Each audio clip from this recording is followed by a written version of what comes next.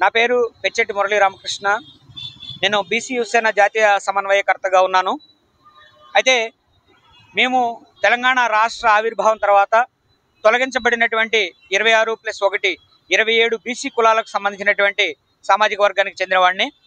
అయితే ఇటీవల ఒక వనభోజనాల కార్యక్రమంలో ఆంధ్రప్రదేశ్ రాష్ట్ర మంత్రివర్యులు శ్రీ వాసంశెట్టి సుభాష్ గారు మాట్లాడుతూ మా ఆవేదనని అర్థం చేసుకున్నటువంటి ఆయన ఆవేశంలో కేసీఆర్ గారిని ఏదో అనరాని మాట అన్నారని చెప్పేసి అనేక మంది రకరకాలుగా వక్రీకరిస్తూ విమర్శలు చేస్తున్నారు.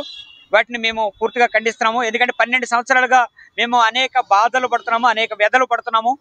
ఇవన్నీ స్వయంగా చూసినటువంటి సుభాష్ గారు కేవలం ఆవేశంలో మాట్లాడారు తప్ప కేసీఆర్ గారిని ఉద్దేశపూర్వకంగా ఆయన విమర్శించలేదని ఈ సందర్భంగా తెలియజేస్తున్నాను.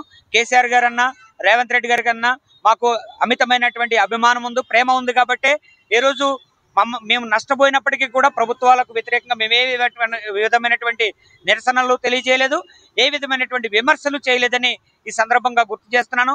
ఇది కేవలం మా బాధలో వచ్చినటువంటి మాటగా భావించి దానిని తప్పుగా భావించవద్దని మనవి చేస్తూ సెలవు తీసుకుంటాను.